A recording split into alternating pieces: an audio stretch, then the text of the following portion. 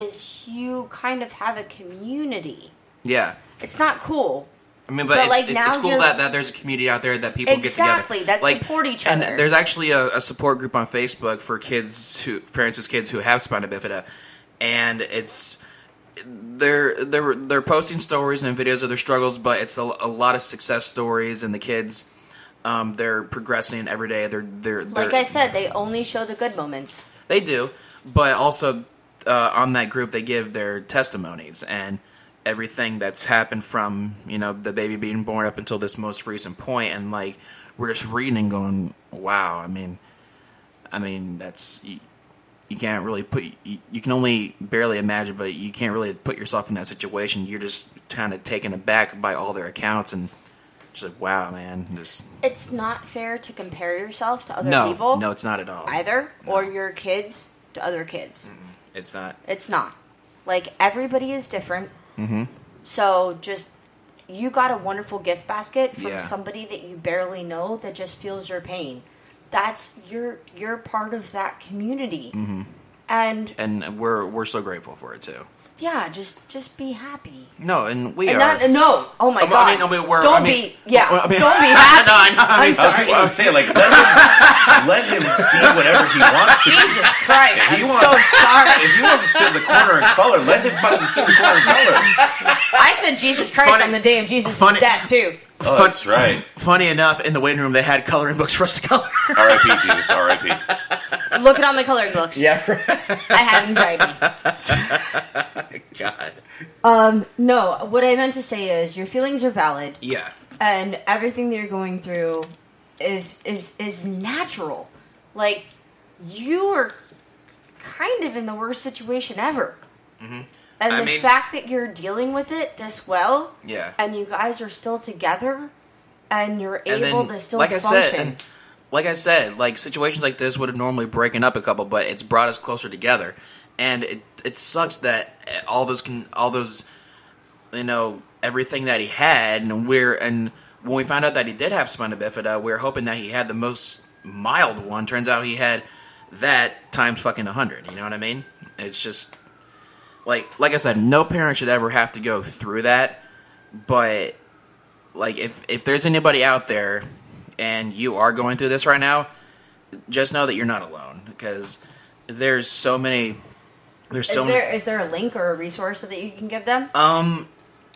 There's a group on Facebook. I can't remember it right now, but when we upload it to Facebook, I'll tag that group in the comments or whatever. Awesome. So if people are having trouble and they don't know how to deal with it, they can go to the support group and see all these accounts and see all these parents with their kids. This is the beauty, because like there is a dark side too in regards to social media. Like, this is the beauty of social media, where you're able to connect with people who you don't know but are going through the same struggles, and you have that small connection right there. Exactly, and that builds a bond. Yeah, exactly. All of a sudden, you're best friends.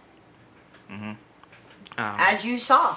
Yeah. Yeah, I mean, like I said, like, they didn't have to reach out to us. She didn't have to start messaging Leslie and be like, "Oh, hey, what's going on? I'm sorry you're going through this. We're going through something similar." They didn't have to send us a care package, but they did anyway. And like, that was super fucking sweet. It was, and like, that touches me. Like, I feel better about humanity. Yeah, I mean, it actually. You see, it's people like that restore my faith in mankind. Exactly, yes. You know, and it gives you a feeling like there's people out there who. If both of you could and I don't believe in God, so I have no faith. Oh my God! But no, kind of like you guys are saying, like, it's people like that who, like you said, restore your faith in humanity, and there are good people out there, and they want to help you, and they want to reach out, and they want to make sure that you're doing okay. How long ago was it that they lost Violet? Do you know? I don't know. It was in hers and Leslie's message. Okay, but I'm not trying to drill you. But I'm just curious. I mean, it was. I think it was. You know what? It was a few weeks behind us. So Elliott was born 28 weeks and 4 days, and I think they were about like 6 weeks behind it. Like, not in the same time, not this year, not the same time frame, but like trimester wise. Most people don't speak in weeks. Well, I mean, try. I'm just saying. Like, no, I know, but like for the audience, trimester wise, anybody who's been through birth know that from when the baby's born, they're this many weeks old, whatever. It's 52 weeks that they're born at, right? Wait, what? A full birth is 36 weeks. 30, yeah. 52 weeks is 9 months and 3 months in. Yeah. 52 weeks is a year. Yeah. Yeah, I fucked up. So, okay. So a full trimester is 36 months. Sorry, weeks. Damn it. So how many months is that? Do the math. 9 months. 36. Oh yeah. It's 36 weeks. We had 9 months. Literally, we had like 2 months left. 2 months left. So we had 7 months in. A little over 7 months. Yeah. Damn. I just think you guys are just bad at math right now. I'm just sitting back here. No, but literally, like he was born 28 weeks 4 days, okay, and then their baby was about 6 weeks behind that. See, when people say weeks with babies, I'm so good at math, but that means nothing to me. Okay, so when being at 28 weeks, he's about maybe 2, 3, 4 pounds. He's about maybe this big, right? Still, I mean, he was about this big. So from 36 weeks, what did I say? 28 weeks. Go six behind that, and then their baby was tinier. Was a little smaller than that. So when you go to do the ultrasound, that's when you do your hand diagrams, nobody in the audience can see them. Okay, yeah, and so I forget we're on radio. So he was saying the size of a watermelon. Okay, compared to the size of Elliott was maybe about a foot. No, not a watermelon. He was about a foot in length. So a Subway sandwich. Mimic? No, like that's a foot. Maybe about like this. He's like from here. He's trying to use a shoe. Okay, so he's about like shoe's length. 16 inches. Essentially, yes. Okay. So that's where he was at that point. But and then their baby. That's how we got into this whole debate. Yeah. the awkward debate. But yeah, so he was about 16 inches long, and he was actually a little bit bigger than we thought he was going to be, but he was still small for being only 28 weeks. Yeah. But see, there you go, weeks again. Can you break it down to months? Just read articles on Google. It's easy. The thing is, when you're talking about childbirth and everything, it breaks it down easier when you say weeks. It really does, because it's essentially how many weeks you are pregnant. You know. Yeah. So it's nothing against months. Months are fine. Months are cool, but weeks are what's preferred. It's actually a lot easier when you break it down into weeks. Like when you're pregnant, like, oh hey, how far? When people ask, oh how far along are you? Your friend Ariel right now, like. Do you guys have military time on your phones? Yes, it has nothing to do with military. Do you have military time on your phones? It's 22:15 right now. Do you know how many kilometers are in a mile? No, I don't. No. Then fuck you. Speak. Okay. Fucked up American language to me. Are you saying that weeks is metric? No. Yeah. We should be on metric. That would make more sense. What I'm saying is, the way that you speak weeks, then I have to do math and like divide by 4. It's that you just don't want to do math. Yeah. Okay. Just okay. Do it. Leave it. Okay. Give me another one. Another one? What? give me another week stat. Okay, so let's say the baby's full term 36 weeks. 9 months. There you go. That was easy. I'm done with you. I'm done with all of you. Seriously, keep going back and forth with tights and freaking months. Mikey, anything else you want to? Just if like I said, if there's anybody out there going through the same thing, just know that you're definitely not alone. There are support groups out there.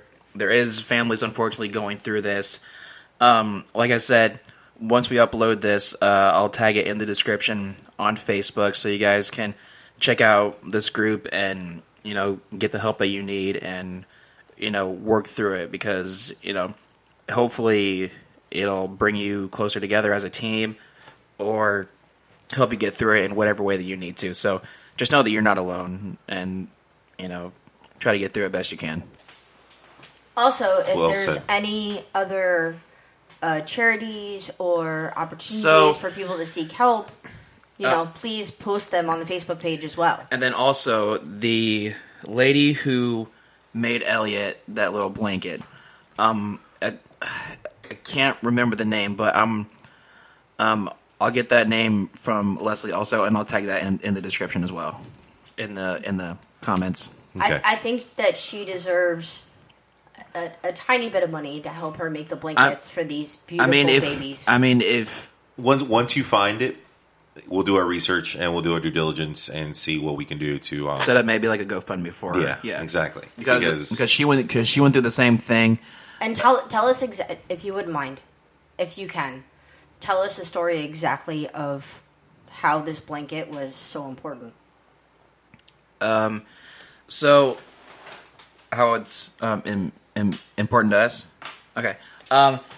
So it was like I said, you don't have to. No, it was when they brought him in the little tiny basket. It was the blanket that he was wrapped up in, so it was his blanket. Why was he wrapped up in that particular blanket? Because we knew that he had the caudal regression and he had the clubbed feet, and they asked us, "Do you want to see him whole, or do you just want to see him from the waist up?" And they said, "We just want to see him." I mean, we know that he has that. We just want to see him from the waist up because that's how we want to remember him.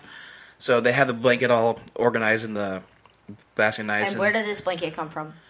That's what I'm saying. Is the lady who made this blanket was a former patient at for the doctor that we went to, and she makes blankets for parents, babies, in the same situation, and it's this really cool little blanket where it's like it's some kind of Mexican tradition where the blankets sewn together with different patterns, but one pattern is different from the rest of the blanket, and that one piece that's different kind of sets apart, has a message, and it's different from the whole rest of the blanket. Yeah. Like, actually, I think I have a picture of the message that was on the blanket. Did you get to meet this woman? No, it's just she sends bundles of blankets for and they keep them at the doctor's office, and they keep them specifically for families in the same situation. Wow. So it's and that's what she specifically makes these for.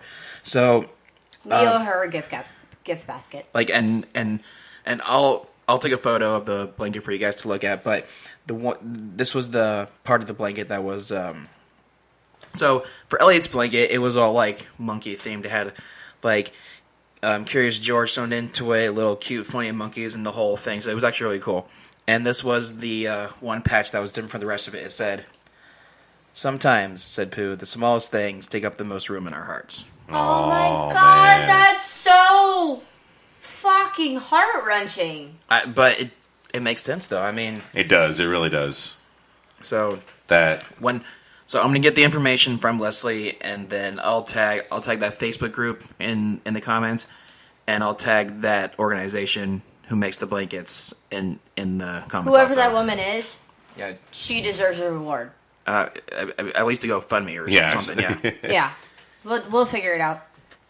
Mm-hmm. John Price's charity. Oh, I shouldn't have said on it. Delete that. There, delete that. So, guys. Thank you so much for listening, Mike. Thank you so much for opening up. Yeah.